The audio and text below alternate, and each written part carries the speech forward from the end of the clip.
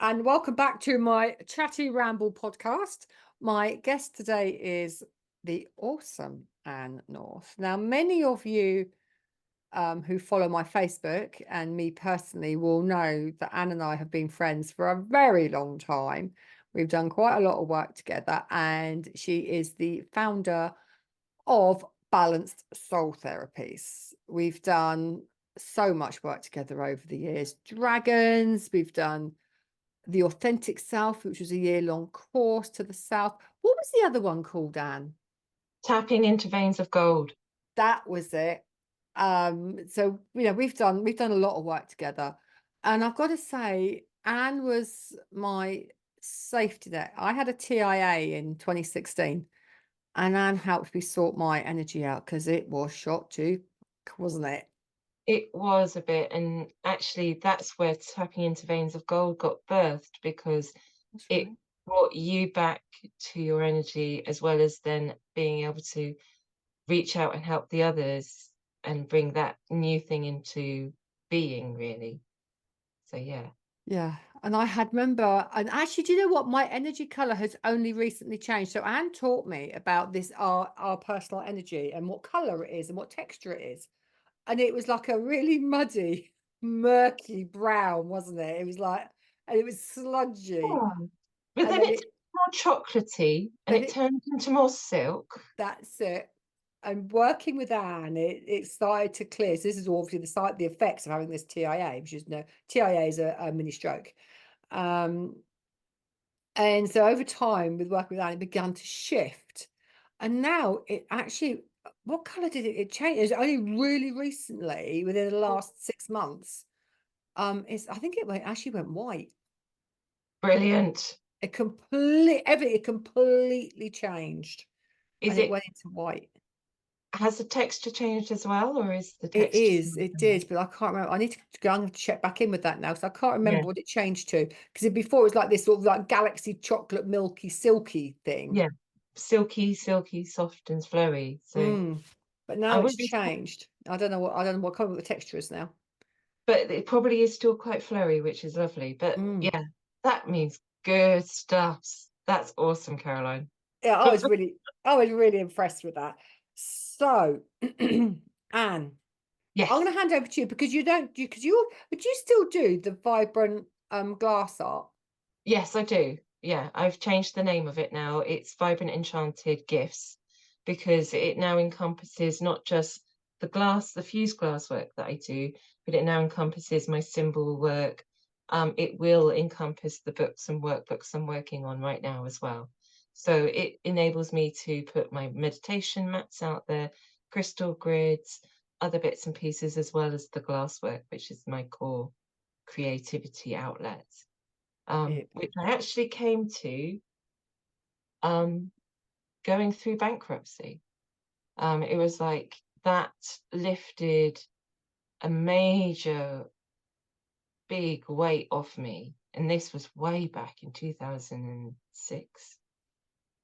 And wow. um, and it let my creativity out. And a friend actually asked for a necklace piece that wouldn't cause any allergic reactions.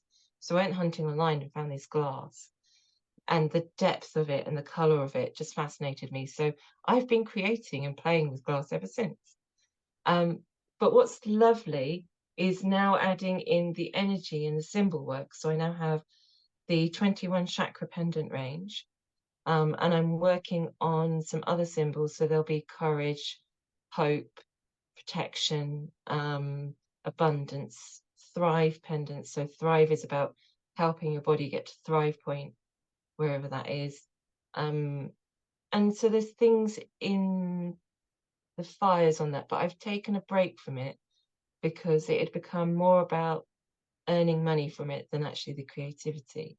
So I've had a little Mm, sabbatical and mm. I'm looking at coming back into it into the spring. As the flowers come back, the creativity urge is coming back. Nice. And we're actually quite similar because we sort of, energetically, we naturally hunker down, don't we, over the winter? Yeah, yeah, And then we feel ourselves coming back up in the spring as the yeah. sap begins to rise. And I noticed yesterday. Like the daffodillies are starting to come out.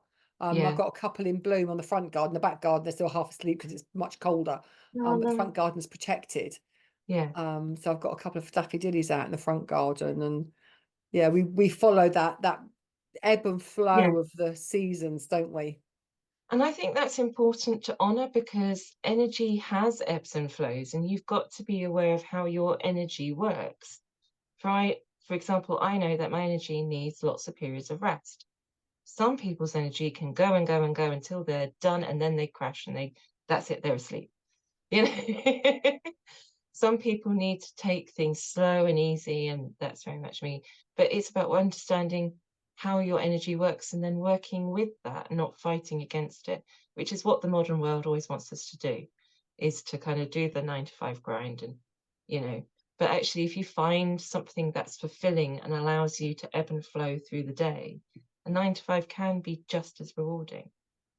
So. Yeah, you've just got it. It's just finding your place in the sea of the world, isn't it? Yeah. And also trusting that when you don't know which way to go, the sea will hold you. Um, about 2 years ago, I had an umbilical hernia. I've talked about this before, I think, on the radio show with the girls, Mm. Carly and Oh, yeah, the Peggy other. Sue and Yeah. Chloe from the Swindon 105.5. Yeah. You saw my brain just go blank. Yeah, I know who you meant. Yeah, it's called the Outer Limits Radio Show, and it's That's great. it. I'm actually on Yeah. next week, actually. That's awesome. Brilliant. Well, people should definitely tune in. Um, Absolutely. but Oh, actually, on that note, that's where the name Chatty Ramble came from for the podcast. perfect. I pinched it from Carly. Perfect. But during that time, I couldn't do a lot for myself because my core stability was gone. It was shot to pieces, and the pain was quite amazing. Um, but I went into the sea and I got to that place where the current was going in and out at the same time. And I was literally held physically in the sea. And Oh, sometimes we just need to let the sea hold us as well. And, we're all about trying to heal everything. yeah, Well, actually, sometimes things don't necessarily need to be healed, they need to be accepted. We're always told that we're meant to be certain things and deny the other parts of ourselves. Well, actually, there's power in those parts of ourselves. There's power in the person who can go and shout in somebody's face because they're bullying a child or hitting a child, you know. But that's a choice, and you don't often do it. But if you needed to step up to protect somebody or to protect yourself, you could. yeah. But it's about understanding that the light and the shadow, Mm, they all need to be accepted. And then it's about pruning. It's then about working with all of those aspects of yourself yeah. and seeing which ones you want to nourish and grow and which ones can Yeah. just be absorbed in. Oh, I don't know What where I that came from, but that's cool. Yeah, no, but it's true. And what's really interesting, I was talking to a client about this earlier today. Was it a client? I was talking to somebody somewhere. Um, that actually there is great power in the shadow. Oh, There's yes. gold in the shadow if we're prepared to mine for it, Yeah. because the shadow is the game changer for us. That shadow self is the absolute game changer for us if we're ready to look at it, embrace it, heal it, accept it, whatever it is we need to do. And there'll be varying degrees of all of it. Yes. It's But the massive. problem is most people fear it Yeah, because they fear what they could be capable of. yeah, And there is. and, and that's the bit that most people have problems with is fear of their own power and own self. And it's until you uncover yourself from the muck of the world, do all the self-healing, work on yourself until you feel balanced and stable in the world, in the sea, if you like. And then you can step into all of that. But fear is crippling. It can be really crippling. It is. Yeah. It is. And this is why I've actually really enjoyed working with you over the years, because you call yourself a gardener of the soul. I love that expression because you're forever bloody weeding stuff out, aren't you? And this is Yeah, a part of your balanced soul therapies, isn't it? yeah, So, what yeah. is a session with you? Because obviously we've done all kinds of things over the years. And I don't Mm. think we've ever had an actual proper session, have we? We've had like bits of all kinds of things. Well, in which case we should rectify that and sort that out then, shouldn't we? Oh, yes, please. So what's the session look like with you? Because I love that. I love Okay. because you've got so many strings to your bow, and you've written a whole program that people can train in on the Yeah. soul balance therapies. You got. I know when I first saw the first manual, it was like, holy cow, how much information's in there? Yeah. Well, I love a system, but I also like it to be well presented. And I know for myself that I learn on all three of the visual, auditory, and kinesthetic areas. Right. So therefore, when I'm teaching, I want to address all of those areas so that people can do the practical, they can do the learning, the visual, the taking notes. I mean, yeah, I mean, you saw the numerology course as well, didn't you? How big was that? Over Three. 300 pages. That was three huge manuals. It was great. It was great Yeah, fun, that course. But yeah, then so was the Dragon Reiki. yeah, yeah. And the Dragon Reiki as well is awesome, and that's collaboration with you and Magenta. Yeah. How that came So about. we'll come on to the Dragon Reiki Yeah. shortly. Well, So tell me about being a gardener of the soul. What does a so session with you look like? 'Cause you work all over the world online, don't you? yes, I do. I work on lots of different timelines, worked with many different people. People find me, people either through recommendation or a post or somehow people find me. I've also had people contact me after like 5 years of finding my leaflets suddenly appear in their drawer. It's like, oh, okay, hello. Ah, Um, so yeah, a session looks like to me, first of all, people come to me because either other stuff hasn't worked or they're just they know there's an issue but they can't put their hand on it, or they're a healer and they know they need work on themselves but they don't know how to get there. yeah. So I often work with the teachers and the healers as well as everybody else, so it's all across the board. Usually it comes with an inquiry of where are you at. So I usually do a call. Mainly, I say the call is about you getting to know me to see if I'm the right healer for you. Because it's really important. It's Mhm. really important that you connect with the person you're having healing with, that you trust them, and that there is a rapport there. And I think within 20 minutes, half an hour of talking about what I do and their teasing out a bit of their issues, then it's a way of actually seeing if we work together. And the same goes for me as a healer, because not every client that comes to me is right for me. This is And true. and again, there are times where I might go, actually, I actually feel you should work with so and so. And we've passed clients to each other before, haven't we? Because Yeah. we know that each other have different strengths or doing certain different programs at different times. Yeah. So yeah. And so then we'd go into a session. So in a session, I often do them in Zoom or in person. Internationally, definitely on Zoom.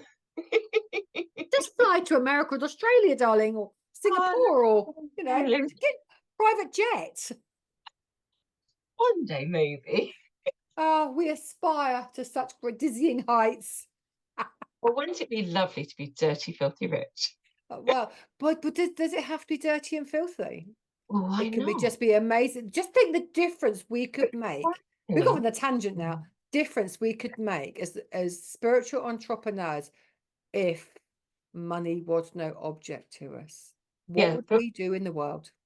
why are you rejecting those words about it being dirty and filthy and rich? Because Because you know what?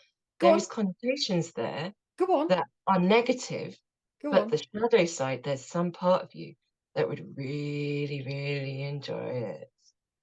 And What, that being dirty and filthy? dirty and filthy, yeah, dirty and filthy rich, rolling around in the mud. You're a crazy lady. I am, but in actual facts, there is basis to what I'm saying because Go on. Everything, there's a part of our subconscious. Yeah. Subconscious wants to experience what pain feels like. Oh, look, I've got an umbilical hernia. Oh, that's what real pain feels like. Okay. So some part of my body wanted to experience being helpless. My conscious brain was not up for that. It did not like it one fucking bit. Sorry for the swearing, I don't care. But it really didn't fucking like it. But there was a part of my subconscious that wanted to experience it. So, Existential kink you're talking about. yes, I am. Yes, I am. Because, Existential Kink's a book, by the way, guys. yes, by Caroline, another Caroline, a Dr. Caroline, somebody, which we'll put a link up at some Yeah, point. put link up, yeah. But she talks about how it's about making yourself whole.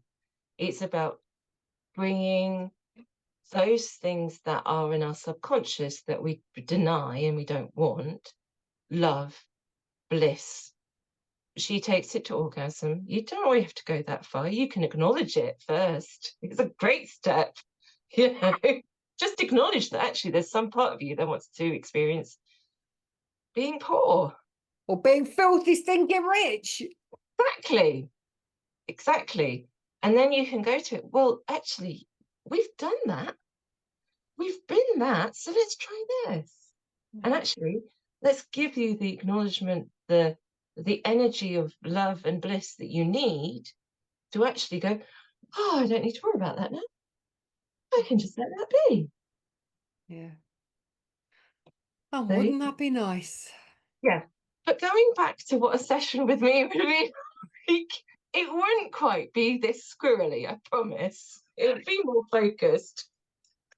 Caroline does squirrel. Anne was the so those that know me well know that I squirrel. Anne was the one that dubbed me squirrel. That's good. Um, so a session with me would be we would meet and we would have a little chat about the issue that you'd wanted to have a look at. So let's take anxiety as an issue. So this is quite a common thing at the moment that a lot of people are suffering anxiety. Now, anxiety is a big umbrella word Yeah. and it covers many different things. Yeah. So we talk about what that looks like to that person and how that's manifesting in their life right now and what issues it's causing. If they can't talk about it or they don't know how to talk about it, we don't push that. I don't push that at all. And if they can't find the words, I then bring them into the body and ask them where they're feeling it in the body. Because this is quite key. Because where you're feeling things in the body and how it feels, whether it's something like a panic attack can rise up and then crash over. So it's feeling like this and you're wanting to hide and it's all quite like this. And sometimes it will feel like this heavy knot that's just sitting on your heart or it's constricting your breath and taking it in. And these are things that actually mean more than the words sometimes. Body talking to us. Yeah, because it's the body. You're connecting to the body. Now, a word that's being used a lot at the moment is somatic. Somatic yoga and somatic healing. Somatic just means it means working with the body. So Oh, any therapy that works with the body, any therapy that brings touch to the body helps heal it. Which is interesting because it's like, oh, I've been doing that for a while then with people. That's good. That's good news. yeah. That's I could add that amazing. to the description. So once we've clarified where they're at, we then do a balancing. It's an energetic kind of correction. It brings everything into alignment. And in actual fact, if you want to, we can do it now Go on together. then. Because Okay. you know also I can't use kinesiology because I switch constantly left and right. Yeah. So you did show me once upon a time how to correct my balance, but I can't remember how to do it now. This is it. This is the energy correction sequence. So for any imbalances, so if your yeses are no's and your no's are yeses, then this is what you need to do. You put one hand, and it doesn't matter which hand, but your hand, not somebody else's, on your tummy button. Yeah. The other hand goes open Oh, onto I the, remember. and we're going to take 2 nice deep breaths.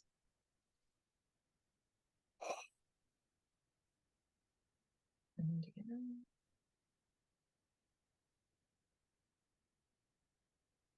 And then we're moving the hand from the collarbone, 2 fingers on the chin, and again, 2 nice deep breaths.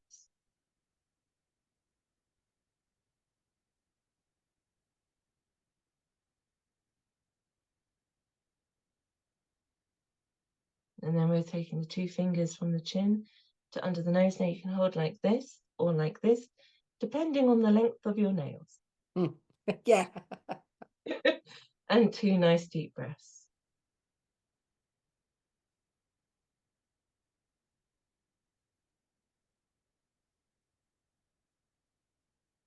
And then you release and relax. And tell me, does the energy in your room feel different? Yeah. Because Calmer. it was a bit, it's been so busy in here today. It was a bit scattered. So yeah, does it actually, it's just gone, oh, Yeah. that's better. And that is something that anybody can do at any moment that they want to. In fact, when people start working with me, I recommend them doing it at least once a day, either when they get up or when they go to bed. If you can do it at both times of the day, even better. Because the more you work with your energy and get it into alignment, the more it's used to being in alignment, the more Right. discipline it has, and less shooty-offy kind of random squirminess it has. So we bring everybody into alignment. So Nice. that's how we start the session. I then tune in to them using muscle testing. My muscle testing is different to everybody else's because I like to be different. So normal muscle testing, you move the thumb, fingers against the thumb. And for normal people, when it's a no, they stop. My no is a flick. So it's quite obvious when it's a no. So I would tune into them and ask them to say, my name is, and they would say their name. And we would test that that was correct, that was tuned in. And then I'd get them to say, my name is Tinky or Tinkerbell or Goofy. And that should then go no. So we know we're clarified and we're in. We will then go and make sure we have all the information about the issue. So where is it sitting in the aura? Get them to give me a level of where it feels for them. So 0, I feel absolutely fine. This is not an issue at all. 10, I can't get out of bed. This is really doing my head in. I'm in panic most of the time, and all the rest of it, you Yeah. know, and that can be the scale for anybody on anything, you know, and so you get where they feel they're at. So they have an idea of where they're at the beginning. Yeah. So all this as well is about clarifying for this client to know that at the end something's changed. So I then go in and we find a knot. Now, a knot is an experience that the brain has tied over a traumatic experience. Now, trauma is interesting. Trauma can be anything from a paper cut to being sexually abused, and anything and everything in between. It can also be something not necessarily happening to you, but to people around you, or going through a traumatic experience, but you not necessarily being affected. And the brain is clever. It wants to keep you safe. And Yeah. anything that is not safe is going to kill you, basically. So the brain wants to protect you. So it ties, Saber-tooth tiger. yeah. So it ties an emotional knot on how our brain should then react if we ever come across this experience again.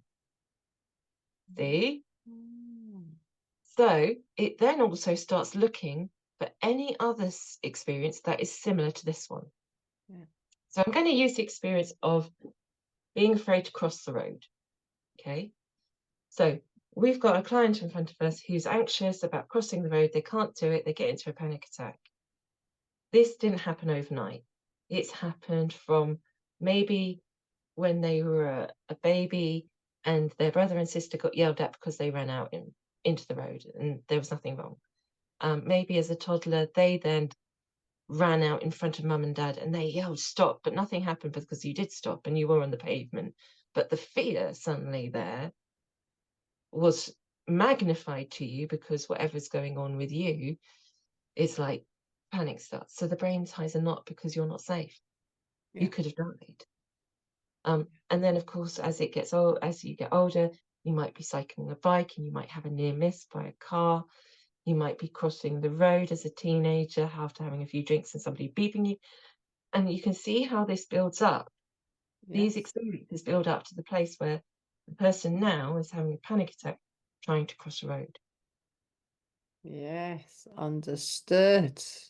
So what we do is we find the experiences that are linked to this emotional theme, this theme of safety and survival. Yeah. In this process, we find a sequence that is specific to those experiences of meridian acupressure points. And I then take the client through holding the acupressure points. And I Because do you them. hold, don't you? You don't tap. Yes, I hold. Why do you hold? I had this conversation. I couldn't remember why you hold and not tap. I know you have told me. Yeah, Squirrel brain, can't remember.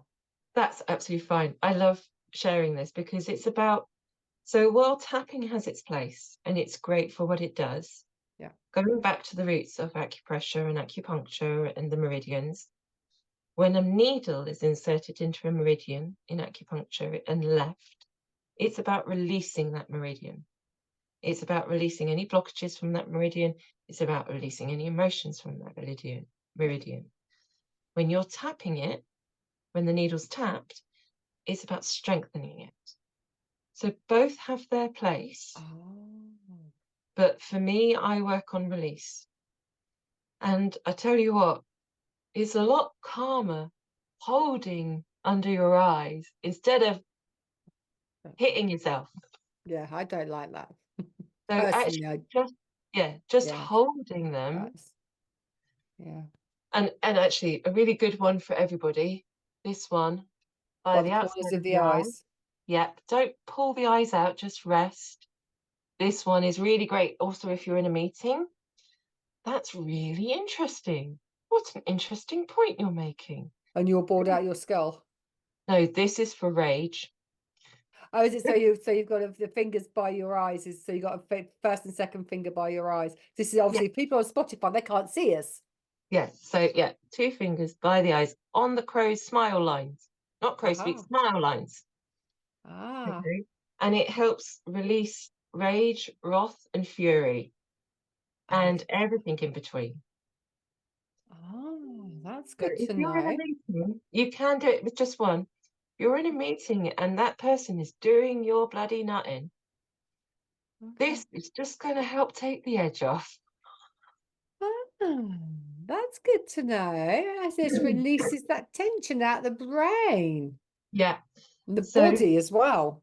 but also the other thing is when you're drawn to whole bits of the body, we often go to here, don't we? How many times do you see people rubbing their temples or rubbing their foreheads? Mm, That's because the body knows where it wants to be held. yeah. Meridians go all the way back, ancient Chinese traditional medicine, but they've also found Neolithic men, women, people with tattoos on specific meridian points. Have they? Because, yeah, there is scientific evidence of a tattooed man that was found in a bog somewhere, I think. Got an article somewhere where he's actually tattooed the meridian points on to help himself get better. So they've been around a long time. So we do the sequence, we do a little bit in between, and then we do the sequence again. And then I move into looking at secondary gain. And these are called psychological reversal statements. And these make sure that the brain is ready to let go of it. Ah, They yeah. make sure that the energy is ready to let go of it. The analogy I use on this one, I use a lot of analogies, I love them, is have you ever seen a child drop a lolly or an ice cream on the floor and then pick it up immediately, even though it's covered in shit? Yeah? And they don't want to let it go. Yeah. Because it says there might be a brand new one up there, but this one I've got this one already. We're like that with our stuff sometimes because there can be a benefit to holding on to it. There Yeah. can be financial benefit to holding on to some things, and when we're working in that area, I'm very clear with the subconscious that nothing is going to threaten it or change anything that it doesn't want to, that it will still be safe. Yeah. But it's about reassuring the doubt. It's about reassuring that the energy can release all of this fear, that it's safe to let this go. It's Mm. time to let it go. That actually, this will no longer repeat if you let it go. Mm. Yeah. It will no longer affect the future. And so we go through those statements and Oh. then correct. So if any of those go weak, which means nope, often doubt often pops its head out. Yeah. Doubt is fear and curiosity. Oh. Yeah. Because doubt is about, well, there's something that might kill me, but I'm curious about it because it might not. So it's fear and curiosity, whereas joy is fear and excitement because there's always that edge of an excitement of it feels like fear, but it's amazing, you know? So there's always the interplay of them. But doubt always needs a bit of reassurance because if it isn't used to healing and if it isn't used to actually setting the intention and understanding that this is going to make a difference, we need to let it know that it's okay. It's Mm. okay to be doubtful. It's okay to just be. And we find some more points and we hold them. And we say the statement again. And usually by that point, it's gone, oh, all right then. Okay, you've got better coping mechanisms. You've reassured my fear. You've sedated my curiosity. We'll let that go. And then a check through the chakras. And then at the end of the session, so we go through that as many times as needed. And at the end of the session, I ask the client to see if they can reconnect the feeling they told me in their body at the beginning. And often, well, I'm going to say nearly 100% of the time, 99.9% of the time, it's changed. It's different. Or they Mm. can't actually find it. Nice. So Nice. one client said to me that it was like she used to keep the thing that would make her cry in the cupboard. And every time she went to open the cupboard, the thing would make her cry. After a session with me, she went to the cupboard was empty. She's now just got to stop the habit of going to the cupboard. Right. So while one session with me can make a difference, it's always beneficial to have a few Yeah. because just like going to the gym and doing 10 sit-ups, we're not going to get a six-pack after 10 sit-ups. And Right. as you said at the beginning, it's like gardening because as you tend your garden, people chuck shit over. So you've got to pick that out, or otherwise it rots into you've got weeds, you've got birds, you've got that bramble that you keep thinking you'd cut back and cut back and cut back. And in actual fact, sometimes weeds also are beneficial, like dandelions. Mm. You can make some amazing herbal tinctures out of those. Yeah. But it's about what they represent to you in that garden. Are Yeah. they in the right place? So it's then making sure everything's, it's a journey. And I will say this, I will advise people to be aware of anybody who could say they can heal you Mm. because we are imperfect, perfect humans. We will never be completely healed. No. We can help each other step on the journey and we can bring healing in to each other's lives. But to anybody who says you can be completely healed, take a step back and have a look at the fruit of their work. Just be aware, okay? That's all I would say on that. Because Yeah. we are imperfect humans, so we've chosen to incarnate on this planet of experience. And we're here to experience everything and anything the human 3D experience has to offer us. And so Yeah. You know, I'm afraid sometimes we've got to just suck it up. Suck it up, buttercup. That's it. And it's, we're ever on a journey. Our Yeah. healing journey is, there's always something, like it doesn't have to become obsessive, No, no. but there's always something, and you go, oh God, oh, that's really its head again. Oh, Yeah, aha, let's clear this one now. And it's yeah, ever that onion skin, isn't it? yeah, it is. And in fact, it's you're writing your own story as well. Yeah. It's like there are periods of time where you'll have intensive healing work. I did Yeah, yeah. right at the beginning of my journey of actually I wanted a therapy that would work for me. So I use it on me just as much as I use it on my clients. Maybe not as much on myself now because I'm in a more stable, Mm. balanced place, and it's about digging a bit deeper now, and it's about being and empowering that. And don't get me wrong, that I'm not perfect on any level. I've still got shit to do and heal. Yeah, So we all do. But it's like you said, a journey. it is a journey. And we went on quite a journey with the Dragon Reiki, didn't we, together with Magenta? Yeah, we did. That Yeah, that was was, and I was talking to a lady yesterday that's on the East Coast of America, and she did her Dragon Reiki with somebody on the West Coast of America. cool. And they call it Dragon Empowerment Reiki. Ours is Yeah, called Dragon Guided Reiki.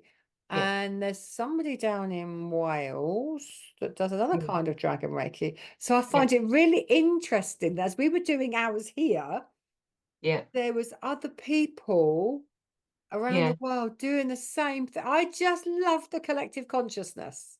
yeah. Collective consciousness is bloody fucking awesome. It It is really, really is. powerful, powerful stuff.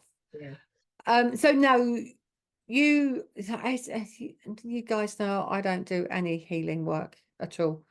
But you do teach, or I suppose I don't do do. any hands-on healing work. I don't do any hands-on healing work these days. I do hands-on healing still. I do every now and then. People ask for Reiki, or if I'm seeing an in-person Yeah. client, then I do hands-on. But yes, But I you teach. also teach, don't you, Reiki? And do you teach traditional Reiki still, just dragon guided Yeah, now? I am master teacher in Asuri and Dragon Guided Reiki, so I teach both of them. So if they want to learn Asuri, if they want to learn with dragons, we can do either. There is a difference between the two. There is a difference between the two. Um, Yes. it Dragon guided Asuri, Pokia. yeah, it is. It's more. One, it opens it up a bit more, so you start working more in the dimensional, out into the outer fields of the aura, into the Yeah. karmic and ancestral. But it also takes you in more with precision, and it's more like laser focus. That was It's the like word I was about to use, actually, laser laser. focused compassion.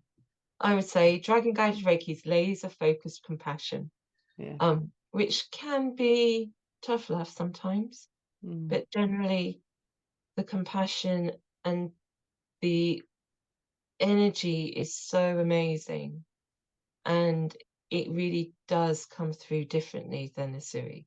Yeah, Asuri is powerful as is, um, but it's softer, and I find it's gentler, which has its place. of course. But when the dragons kind of want to go, right, we need to sort that past life, which means you need to deal with that in the physical, those in the chakras, that in the aura, while we do that, then you do get a little bit more pokier. And it is pokey too. Yeah. It is. So do you advertise this stuff on your website? Do you how can people find you to know what you're doing, or to inquire about booking a session with you or whatever? So this is the really bad side of me. This is the hermit of me. It's I am out there, but I don't necessarily put myself out as much as I should. And that is something that I'm slowly beginning to think about doing. Okay. You can find me on my Facebook page, which is Balanced Soul Therapies. Um, you can also find me on my website, which is Vibrant Enchanted Arts. No, vibrantenchantedgifts.co.uk, and my therapies are on there too. Oh, so you brought the two together now. Together because I can't be asked to do more than one website. I agree. Why make it difficult for yourself? Ease and flow, ease and flow. Exactly. So they can find me through Facebook. I do teach. Every now and then I do put out dates, but I find that things flow better when people come and say, "Oh, I'd like to learn from you." And I'll go, "Okay, what would you like to learn?" And they'll go, "This, please." And I go, "Great." I might put the dates out and see who else wants to come join us. Because I have to admit, I like working in small groups. So Yeah. often, I think the most I've worked with is 11. But my comfort is around 4 or 3. I love one-to-ones. They're brilliant. If anybody wants to learn one-to-one with me, you're more than welcome to come and sign up with me. And we'll sort dates out when you're free, when I'm free. And that's how I work it really, in the flow. So yes, if you look on my Facebook page, Balance Soul Therapies, I do, in amongst all the posts, there are little bits about each course that I run. Then they're still available, and I can still run them whenever people want them. But I just need the nudge to do so. Yeah, it's like an invitation for you, isn't it? Because from your human Human design. design, because you're about invitation, aren't you? Yes, Is so that right? my human design, I'm a projector. So I have an aura that sees through others, and but only when invited in. Yeah. So don't worry, anybody, unless you ask me ask me to look. I won't look, I promise. It's rude. Energetic etiquette. Yes, Topic for another day. absolutely. Um, Absolutely. but yes, I work best when I am recognized and then when the invitation is right. So when people come to me and say, "I want to work with you because I've heard this, this, and this," great, because I'm being recognized and seen, and then we can work on dates. Um, I do sometimes just put random dates out, and sometimes it works, but I've often had no bookings, and I've kept weekends free, and I've got other people to see and one-to-one clients to see. So Yeah. it, yeah, Invitation. Awesome. it, And having that knowledge about how you work best is actually incredibly empowering, isn't it?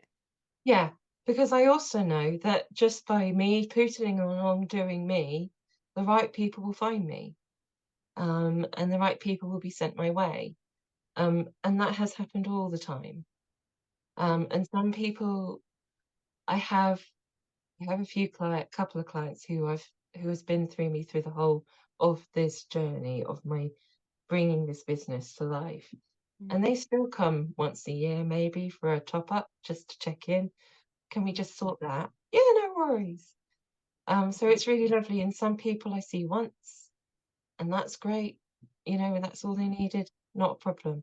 But I have to admit, I think the client and I get a lot from it if there's a few more sessions Yeah. involved. But I work however they want to work. Beautiful.